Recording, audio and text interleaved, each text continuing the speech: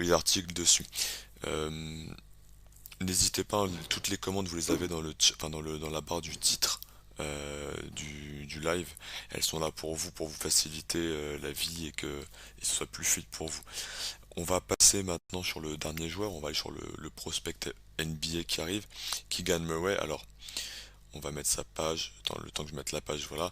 Keegan Murray, c'est la star d'Iowa cette année et qui a malheureusement perdu hier contre Richmond comme tu l'avais annoncé. Et donc on ne le reverra plus jamais sous le maillot des Hawkeyes. Et avant de commencer, je sais pas si tu te rappelles, mais je dois faire un mea culpa. Est-ce que tu te souviens pourquoi? Parce que tu voulais pas le mettre dans l'article des intérieurs à suivre avant la saison et que je t'avais glissé le nom. C'est ça, c'est exactement. Alors cette année, quand on a commencé la saison envergure, j'ai fait trois articles. J'ai fait trois articles sur les meilleurs arrières à suivre, les meilleurs ailiers à suivre, les meilleurs pivots à suivre qui ont déjà fait Ouais. une saison, Ceux qui étaient de retour, ouais, ça, de c'est ça, retour, ouais, c'est complètement. Sophomore, junior, senior.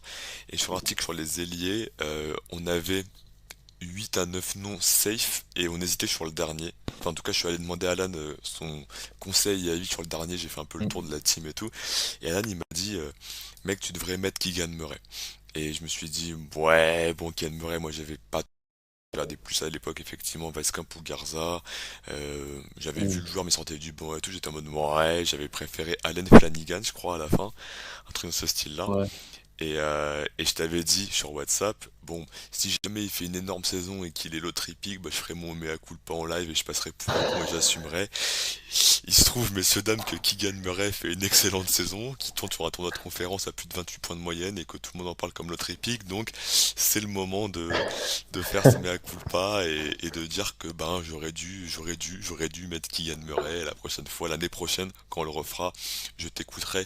Euh, de façon, comment dire, unanime et sans aucune discussion. Non, mais en fait, c'est intéressant parce que il jouait 18 minutes l'an dernier. Mm. Et en fait, moi, je trouvais que c'était le prospect le plus intéressant de l'équipe. Alors que j'adore Wiscamp. Wiscamp, je suis fan de Wiscamp. Vraiment, c'était un de mes joueurs préférés. Qui joue Euh, maintenant aux Spurs. et aux Spurs, ouais, il joue pas, malheureusement. Faites jouer Joe, les gars. Il reste 15 matchs, quoi. Ça vous McDermott sert est à rien. blessé jusqu'à la fin de la saison, donc il y a peut-être moyen d'avoir. Complètement. Complètement.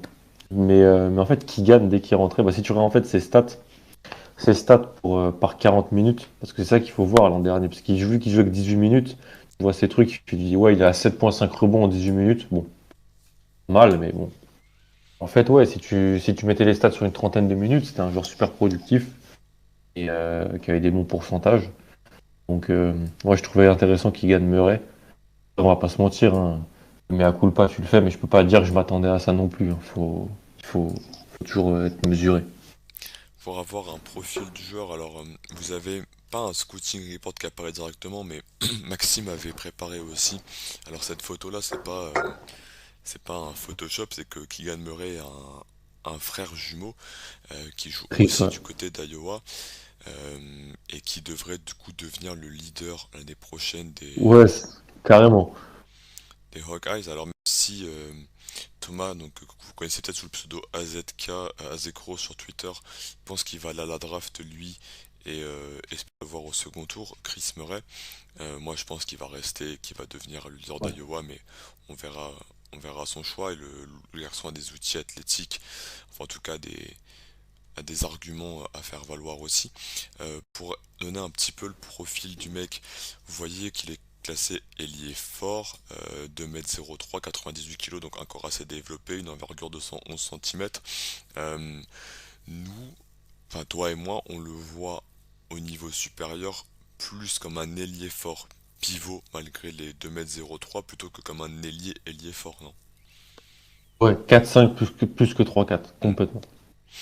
Dans le style de jeu, alors c'est un joueur qui a montré cette année qu'il pouvait marquer de partout et j'ai quelque chose à vous montrer pour ça. Je suis allé sur CBB Analytics qui nous permet d'avoir les shot charts la shot charts du joueur. Tu me dis si tu vois bien ou pas ou si je zoome un petit peu.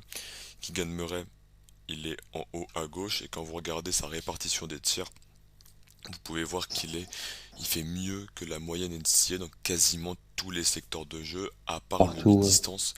Et le Mm. mi-distance, vous voyez qu'il y a très petit échantillon dans les tirs pris dans l'axe. C'est un mec à 73% près du cercle, avec 234 tentatives, donc un gros volume, et à 3 points, hormis dans les corners, on est à plus de 40%, avec encore une fois un énorme volume, 166 tirs pris sur toute la saison. Et on va aller regarder du film, mais tu me dis si je me trompe, en termes de tir à 3 points pris, on a globalement deux séquences majoritaires. Soit je suis en catch and shoot en finition en bout de chaîne, soit je suis sur un profil de pick and pop où je vais écarter le jeu, et c'est sur ce profil là qu'on a une projection post 5 undersize en NBA. Complètement.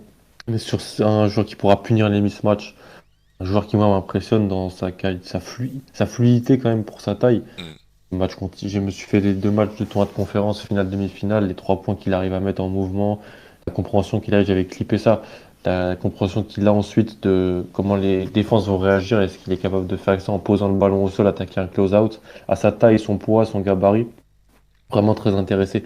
Moi, en début d'année, je le voyais plus, je le voyais vraiment dans le moule Brandon Clark, c'est-à-dire un ok. finisseur super fort sur tout ce qui est flotteur, second rideau, second saut.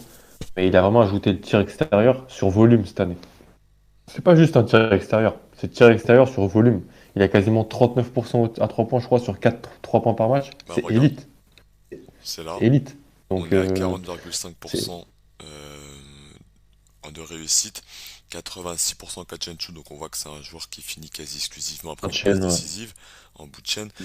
C'est 30% de ses tirs, donc c'est un tiers de ses tirs. Et donc comme tu l'as dit, c'est un très très gros volume. Il en a pris 166 sur l'année. Euh, à ce moment-là, c'est très conséquent, tout en étant largement le leader offensif de l'équipe. Tu vois qu'il prend 2 fois plus de tirs que le deuxième, qui est Jordan Bohannon, qui est le plus gros tireur à 3 points en termes de volume de l'histoire de la Big Ten. C'est celui qui en a mis le plus. Ouais, mais en même temps, ça fait 6 ans qu'il est là. Ah bah oui, ah, je t'ai pas dit le contraire. Je te dis que Donc, je c'est vrai. classe le bonhomme et que voilà, en termes de différence d'écart, tu prends en gros la deuxième et troisième option et tu fais le cumul et ça fait le nombre de tirs que prend Keegan Murray. Complètement. Tiens, alors je vais essayer de me mettre le chat en même temps pour regarder un petit peu ce que ça dit. Touk touk touk touk. Murray il est super haut chez les requins, il me semble, ils le mettent au niveau de notre Duren, bordure top 5. Alors on va la regarder dans nos mocks, dans nos boards, où est-ce qu'on l'a. Juste avant, on finit vite fait les stats. On voit que c'est un joueur qui prend 48% de ses tirs près du panier, 71,5% de réussite, ce qui est excellent. Vous l'avez vu la shot juste avant, alors que la majorité de ses tirs sont pris par lui-même, en fait, pas issus d'une passe décisive, et que lorsqu'il va au cercle, donc une fois sur deux, il obtient assez régulièrement des lancers francs, donc c'est un joueur qui est assez agressif et qui fait tomber des fautes, et il est à 74% de réussite au lancer franc, ce qui est correct sans être élite. Et enfin, tu as un petit volume à 2 points. Vous l'avez vu sur la shot chart, que c'est plus sur sur la ligne de fond, sur le côté gauche, côté droit, plutôt que dans l'axe. Il y a très peu de pull-up en sortie de, en sortie de curl. On est vraiment plus sur de la ligne de fond. Il a dû toucher avec un petit flotteur ou quelque chose dans ce style-là. Euh, pendant que moi je vais mettre pendant le board, toi, où est-ce que tu le situes? Pourquoi tu le situes à ce niveau-là et est-ce que t'as évolué par rapport au début de saison? Ouais. Je l'ai tier 3 aussi. C'est un joueur que je drafterai entre 10 et 15, je pense. Parce que j'ai pour moi un très haut plancher qui gagne Mhm. Murray. C'est ce qu'il va m'apporter. Et le tir extérieur, le fait qu'il puisse être potentiellement un des non-shooters sur le terrain fait que vraiment me laisser tenter par Keegan Murray. Plus qu'avant. Avant, j'achetais pas tellement le tir. Donc, on va dire entre 10 et 15, je peux drafter Keegan Murray et je suis plus dans le train qu'avant, clairement. Alors on voit par rapport à la dernière fois, toi je crois que t'es en deuxième, non t'es où toi? T'es en quatrième sur la liste. Quatrième, Donc qui a le Keegan plus Murray haut en Keegan Murray. consensus il est quatorzième et toi tu l'as du coup, tu l'as Et onzième. onzième, qui est dans mon tiers qui va de 6 à 15, hein, quelque chose comme ça. Ok, En alors fait, qui va de Shadow Sharp à Jaden Hardy. Donc, Et ces joueurs-là sont dans le même tiers et Keegan Murray est installé dedans. Ok, moi je l'ai un peu plus bas pour l'instant.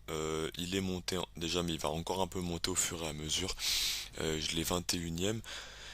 Alors, qu'est-ce qui toi t'empêche de le mettre plus haut? Et je pense qu'on va avoir des similitudes et ça va expliquer pour moi pourquoi moi je l'ai aussi bas. Pourquoi est-ce qu'il Hmm. n'est pas dans ton tier 2 et pourquoi est-ce qu'il n'est pas peut-être au début de ton tier 3 ou vers 6-7? Parce que le manque de plafond, je pense, et de pouvoir de création balle en main. Mhm.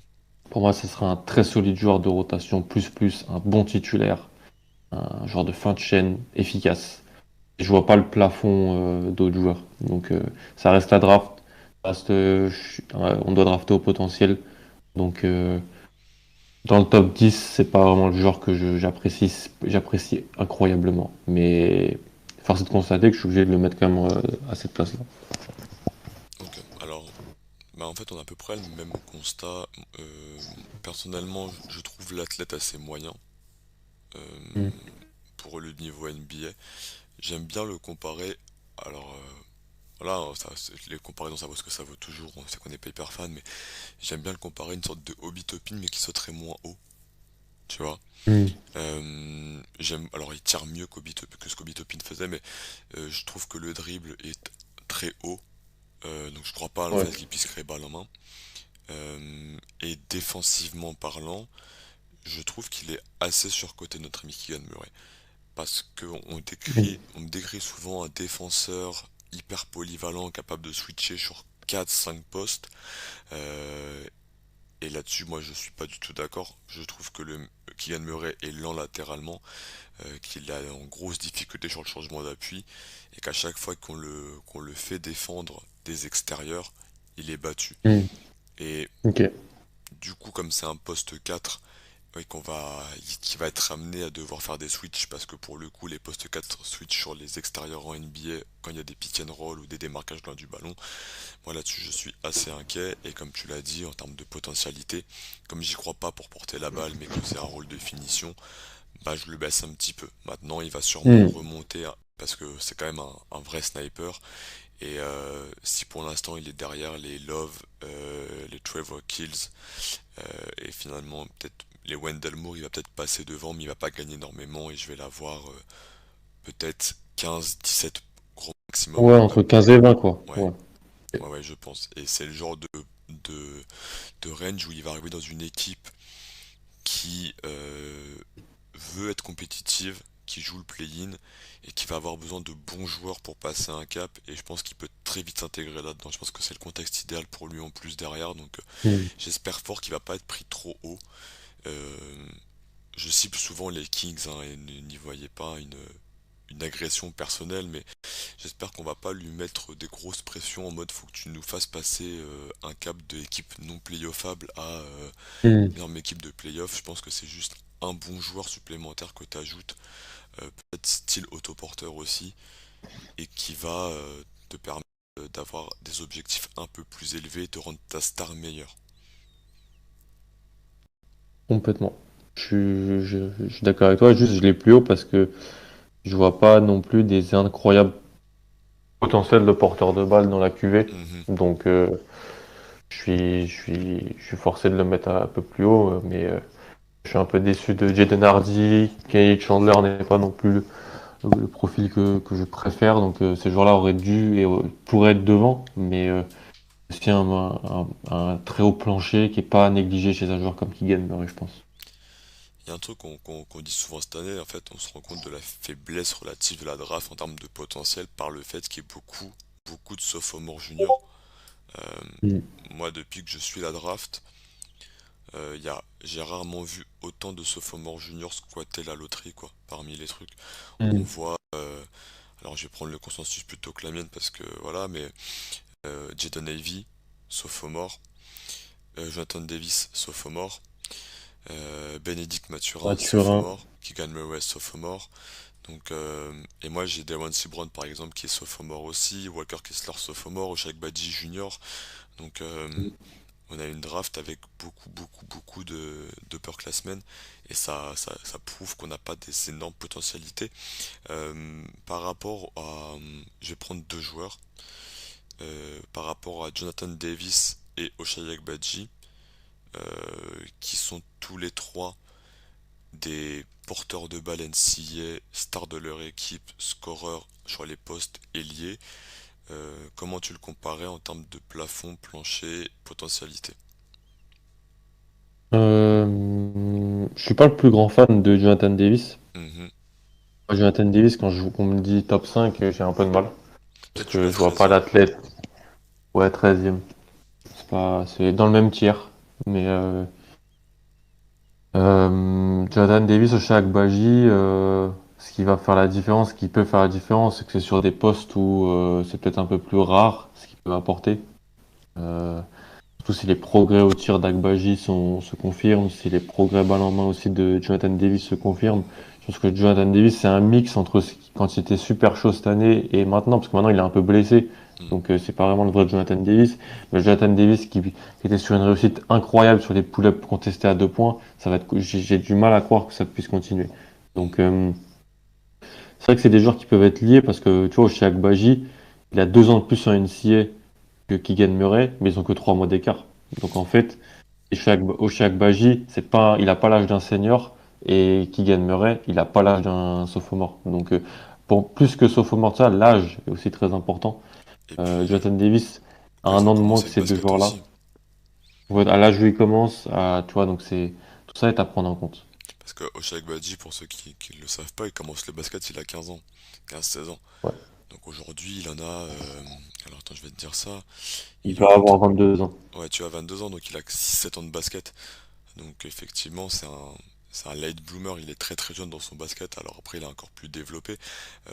Moi, la diff que je vais faire et pourquoi j'ai Jonathan Davis qui passe devant Agbaji et pourquoi il est. Enfin, Davis est dans le même tir pour moi que Agbaji et j'ai notre ami Ken Murray un peu derrière parce que Jonathan Davis, effectivement, je crois plus en tant que porteur de balle. Il m'a montré beaucoup de choses au début de l'année, j'arrivais pas à rentrer dans le wagon et tu vois, j'ai fait un plus 15 parce que je me suis bouffé tous ces matchs et qu'à un moment donné, voilà, la capacité à dribbler aussi bien, à changer de direction, à pouvoir pull-up et tout, j'ai été séduit. Et Mm. Agbaji, pour moi, peut jouer des deux côtés du terrain de façon élite, là où Kigan, j'arrive pas à être convaincu, quoi. Ouais, complètement, ça peut se comprendre.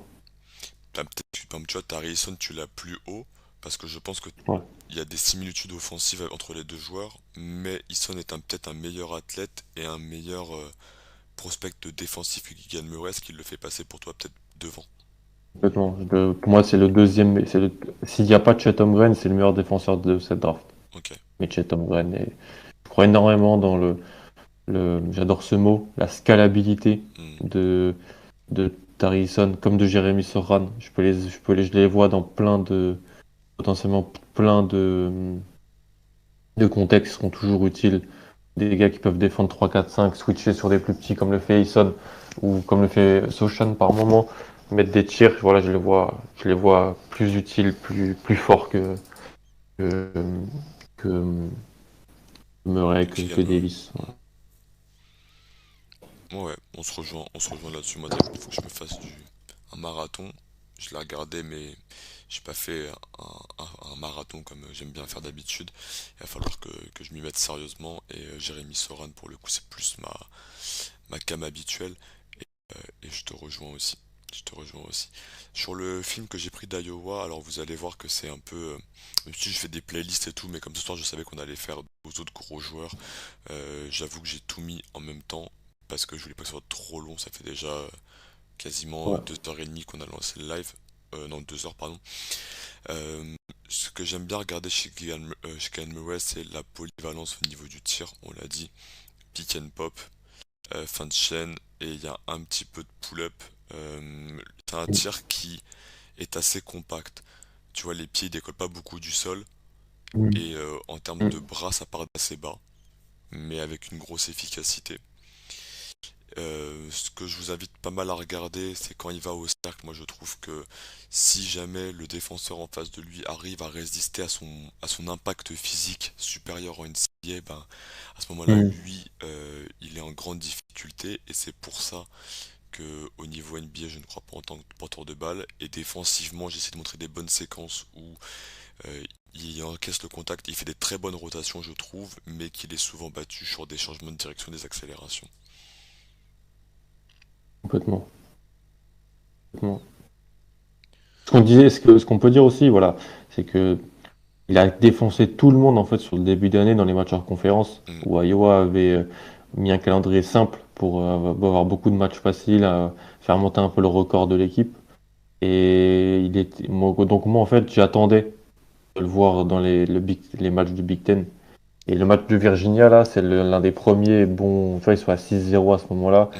Et 6 matchs qu'ils gagnent avant, c'est 6 équipes de mid-major, voire low major. Donc c'est pour ça que aussi, moi j'étais un petit peu peut-être plus frileux sur le début d'année et qui m'a convaincu sur le Big Ten là, et le tournoi de la Big Ten. Ouais, j'ai pris alors un match de tout début d'année parce qu'en fait les clips que j'ai là, c'est un des premiers lives que je fais sur la chaîne. On avait fait le premier Mm. ensemble avec, on avait parlé de, je crois on a fait non, Scotty Barnes, Evan Mobley, je me rappelle plus sur le premier. Van Mobley, Jalen Suggs, on avait fait, ouais. Ouais, Et à Wendell Chris Moore. Duarte, on avait fait. Ouais, Et du coup complètement. j'avais fait celui-là en deuxième avec Tchamwa Tchatchoua, Jordan Hawkins, etc. Et il y avait à ce moment-là, comme je l'avais dit sur les réseaux lors du dernier live, il y avait moins de monde, forcément c'était les balbutiements. Et j'ai rajouté du film lors des matchs de conférence aussi, où on avait de l'adversité et Ouais. on est du coup sur la fin de saison. Et j'aimais bien de voir l'évolution du joueur entre le début et la Il fin, faut, ouais, complètement. pour voir comment il a grandi et il a amené de plus en plus de polyvalence dans son tir. Par contre, en termes de défauts, on garde à peu près les mêmes. C'est pas un joueur qui va. Alors vous le voyez là par exemple sur le dribble haut, on est face à Purdue. Ben, hop, je le remets, celui d'avant, le dribble est trop haut, il essaie de faire un Eurostep et en Mm. fait il peut pas, c'est pas sa cam quoi, c'est pas sa gamme. Non. Et il se fait intercepter trop facilement et ce genre de choses là font que moi je n'arrive pas à le mettre top 5, top 10 comme pouvait l'avoir la plupart des gens. Mm. Mais je pense que les gens qui le mettent top 5 c'est les mêmes gens qui mettaient à l'époque Obi Toppin top 5, tu vois. Ouais, ouais, complètement. Moi, j'étais pas de grand fan de Pito Pin, je devais l'avoir 16-17. Hmm. Je crois plus en Keegan Murray, parce que je crois plus dans le tir de Keegan Murray. Je pense que défensivement, il a pas les problèmes qu'a Obi Toppin. Ouais, Mais je Obi vois, Toppin est encore plus lent. ouais, par contre, oui, les délires de vraiment fin de chaîne, quoi. Genre de fin de chaîne, des choses comme ça. Là on voit, il part main gauche, spin move et il perd le contrôle encore une fois. Et Ouais. voilà, encore quand on me dit créateur balle en main, ou bah non, pour moi c'est un joueur qui va peut-être être efficace sur short roll, mais Ouais. qui ne prendra pas le dessus de loin. Alors pareil, le fait de ouais, c'est pas dans son arsenal, donc je trouve qu'on a beaucoup décrit un joueur qu'il n'est pas. Là Mm. pareil, on voit une trappe.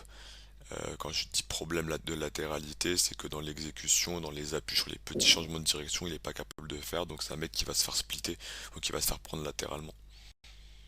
Ouais. Mais on voit là, alors hop, sur la Big Ten Tournament, là, je fais une pause vite fait, contre Purdue en finale, voilà, il a mis 28 points avec 61% de réussite au tir et 8,3 Sur le rebonds, donc il a tournoi, fait un tournoi exceptionnel, même s'il se fait sortir au premier tour, il se fait upset, j'ai pas vu le match, mais il faut que je le regarde en replay. moi non plus, j'ai pas vu.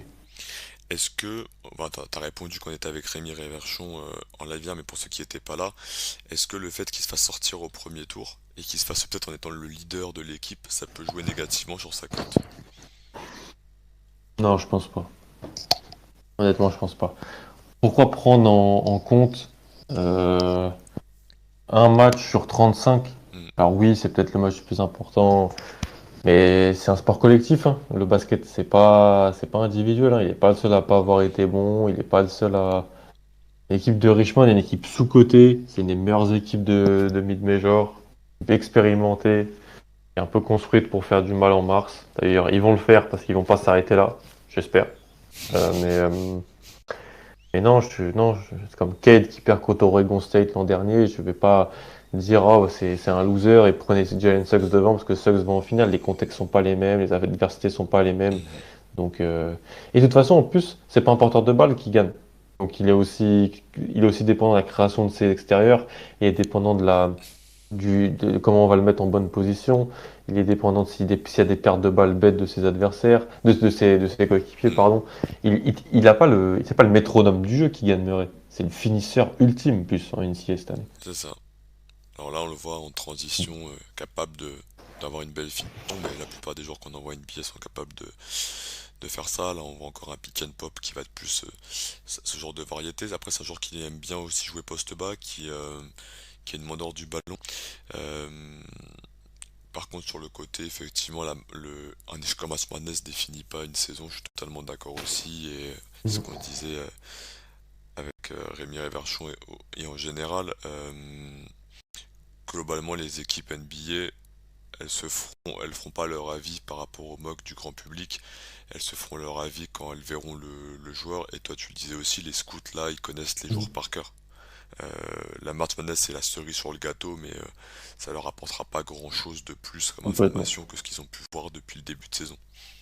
Ouais. Souvent, la marche manesse, moi je dis que c'est plus en fait des joueurs que tu peut-être pas vu, pas assez vu. Hmm. Ils font une grosse marche manesse et tu dis ok, je vais aller revoir. Je Ouais, vais aller revoir avant. Parce que ne jamais surcoter l'échantillon de 4 5 6 matchs sur un échantillon de parfois 2 ou 3 saisons. Malakai Richardson, n'oubliez jamais Malakai Richardson. et N'oubliez il t'a jamais. traumatisé. Oui, oui, parce que il se fait drafter au premier tour alors que juste pour sa marche manesse. Donc c'est aussi ce qui fait la beauté du tournoi. Mais moi, j'ai pas envie de me faire avoir en fait. Donc non, non, je prendrais pas, pas, pas en compte ce qui se passe. Par contre, c'est un joueur, je le vois sur 2 3 4 matchs faire des grosses choses, je vais aller le revoir. Ce que j'avais fait sur Juzeng l'an dernier. Et en fait, tu te rendais compte que Juzeng, c'était pas juste la marche manesse qui était folle l'an dernier. C'était tous les matchs de Pac-12 où il était déjà incroyable. Donc, c'est plus ça. Ah, lui, il est super bon sur ce contexte-là, bah, je vais aller revoir. C'est Là, comme ça c'est que je fonctionne. Pour être honnête, moi, la March Madness, c'est peut-être les matchs que je vois le moins en saison. Tu vois, pour nous, c'est Moi un peu aussi. l'avènement final, après, enfin, à part la draft, mais en termes de tournoi, c'est genre le gros moment et tout. Et en fait, par le fait qu'il y ait autant de matchs et que moi, mes avis sur les joueurs sont déjà assez faits, vu que bah, j'essaie d'avoir vu un maximum de gammes avant, la March Madness, c'est Mm. vraiment un bonus où je deviens simple spectateur fan et je me fais kiffer Complètement, quand je je peux regarder profite. des matchs. Complètement. Et je décroche un peu du côté scouting report et tout. Ouais, Et du coup, complètement. c'est des matchs, voilà, pour le coup, j'ai très très peu de SR qui sont faits sur de la March Madness. Pareil, moi c'est d'ailleurs quasiment les seuls matchs que je m'attends live hein, de NCA. Parce que la NCA, je le fais qu'en replay quasiment. Enfin, que ce soit moins chronophage, donc là je suis en spectateur, je profite. Je le regarde avec des amis même qui vont me dire ah tu t'aimes bien lui, tu connais. Bah ouais je connais, je l'ai vu toute l'année, tu vois. Donc mais c'est plus ça, voilà, avoir l'avis de gens qui connaissent pas trop, ça peut un peu venir nuancer des trucs, puis c'est différent en fait. Moi, tu vois, pour mes potes, actuellement, la plus grosse star de la March Madness, c'est la pomme, enfin, la cheerleader d'Indiana, Ouais, d'Indiana, ouais, je bien suis en sûr. mode, bon bah Bien ok, sûr. c'est Incroyable. vrai, je comprends. Donc voilà pour Keegan Murray. On va regarder si du coup on a des questions dans le chat pour faire un peu le bilan du profil. Ailier, amené à jouer poste 4, poste 5, joueur de pick and pop, finisseur de bout de chaîne. On n'a pas trop parlé du QI, mais c'est un joueur qui sait toujours très bien se placer des deux côtés du terrain. Mm. Athlète, je trouve assez moyen, notamment Mm. verticalement et latéralement. Ouais. Euh, et par contre, qui aura sûrement deux voire trois contrats en NBA parce que le plancher, comme tu le disais aussi, est assez bon. Euh, on a des petites Il y a une questions bonne sur. question là, si tu veux que je prenne en main, il y a une bonne question sur, Vas-y. sur Keegan. Une personne qui nous dit les stats de début de saison faussent un peu, et donc pourquoi pas prendre les vrais stats? Mais le problème, c'est que quand tu vas voir le split de Keegan Murray sur Sport Référence, donc sur la saison complète, il est en 23-9, et en conférence, il est en 23-8-5. Hmm. Donc, en fait, les stats, elles sont pas réellement faussées. Parce que En match de conférence, donc 19 matchs de conférence, il shoot à 53% au tir, 42% à 3 points. Il est en 23,85 sur la saison. Il est en 23,5, il shoot à 55%, 39% à 3 points. Donc il shoot même mieux à 3 points sur les matchs de conférence que sur la saison globale. Donc en fait, t'as raison, t'as vraiment raison. Mais pour le cas de Kylian Murray, ça va pas parce qu'en fait, sur toute la saison, il a été trop fort. Voilà. Il y a eu une blessure au milieu de saison aussi. Donc il a eu, Ouais.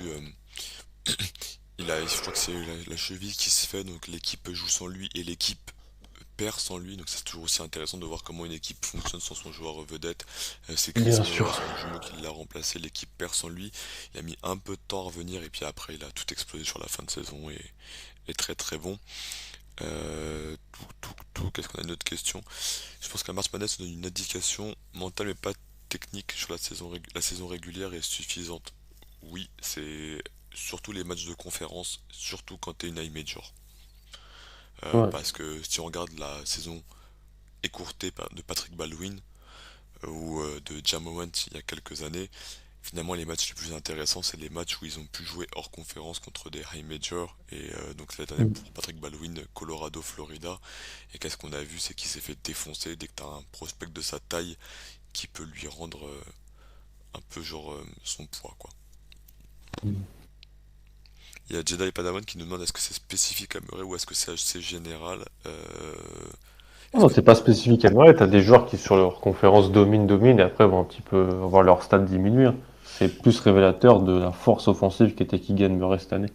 genre si tu prends l'exemple parce qu'on en a parlé déjà plusieurs fois, Chet Holmgren par exemple, sur les matchs de conférence, enfin sur les matchs hors conférence, il a défoncé des équipes un peu random genre Pixie State, mais en match de Il était conférence, il a été Bellarmine. monumental aussi. En March Madness, hier, il a sorti des performances exceptionnelles.